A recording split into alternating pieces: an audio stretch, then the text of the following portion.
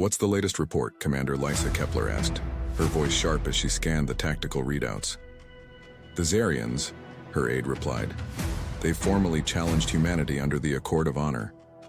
"Of course they have," Lysa muttered, pacing her office. "And here I thought today might actually be quiet." Her aide shifted nervously. "Commander, I'm afraid it's already escalated. They've invoked the Duel of Dominion." Lysa froze. "You're joking." The Duel of Dominion, a relic of galactic politics, was a ritual combat trial used to settle disputes between civilizations. If humanity refused to participate, they would forfeit their rights to their colonies in the disputed zone. If they fought and lost, the Zarians would claim the territories unopposed. "And if they win the duel?" Lysa asked. "They'll have to fight us alone. No allies, no reinforcements."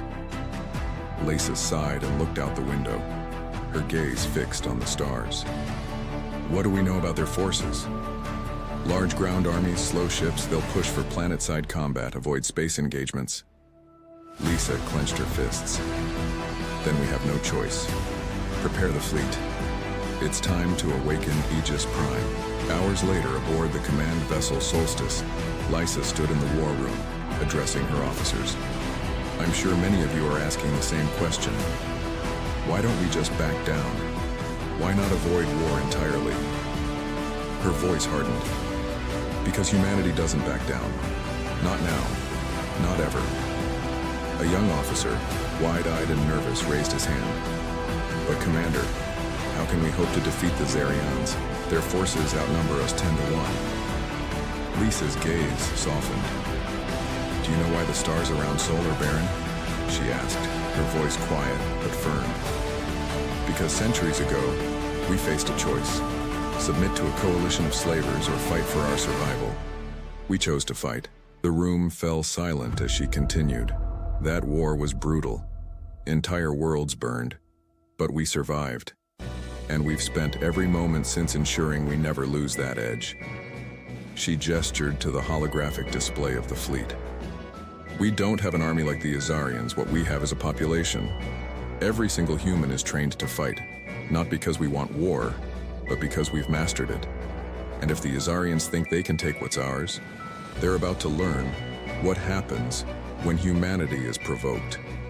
On the bridge of the Solstice, Lysa watched the battle unfold. Zarian ships, massive and lumbering, filled the view screen. The hum of the ship's engines vibrated beneath her feet as her fleet darted between the enemy vessels, their smaller, faster ships outmaneuvering the enemy's sluggish behemoths. "Status report," she barked. "Enemy shields failing on their lead carrier," replied her tactical officer. "Good.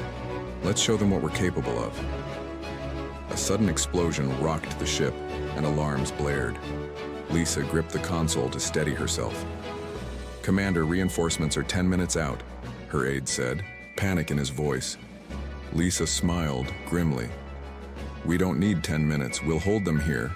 They challenged us to a duel, and we're going to finish it." As the Solstice charged forward, leading the fleet in a final, desperate strike, Lysa's voice echoed through the comms. "Humanity doesn't want to fight. But when we do, we're unstoppable."